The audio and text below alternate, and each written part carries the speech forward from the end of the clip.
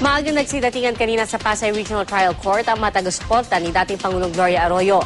Pagkatapos ng arraignment, bahagyapang naantala ang konvoy ng kongresista nang bigla siyang dumugin ng kanyang mga supporter.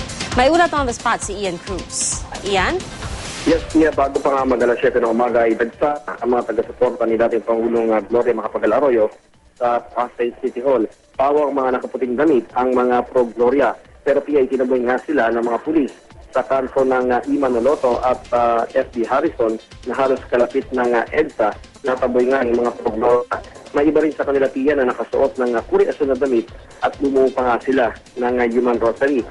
Mula sila sa iba't ibang lugar sa Metro Manila ay sa kanila kusang loob daw ang kanilang pagpunta sa Pasay City Hall at wala raw itong bayad.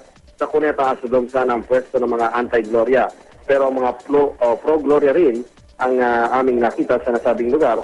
Bitbit ang mga placards na nagsasabing hindi raw dapat agad usgahan ng dating Pangulo. Bantay naman nila ang Special Action Force ng Philippine National Police.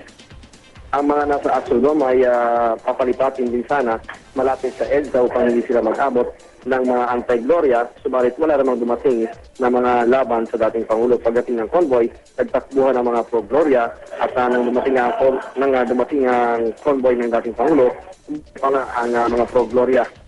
At mabilis lamang PI naging pagbasa ng sakla sa dating leader, kaya naman sa kanyang pagdalis ay pansamantalang naantala ang convoy. Ang mga nasa FB Harrison na mga pro-Gloria kasi ay dinumog yung convoy. At na makaalis na yung convoy, ay kusang nag-disperse na rin PIA yung mga pro-Gloria sa paligid nga ng Pasay. Maraming salamat, Ian Cruz.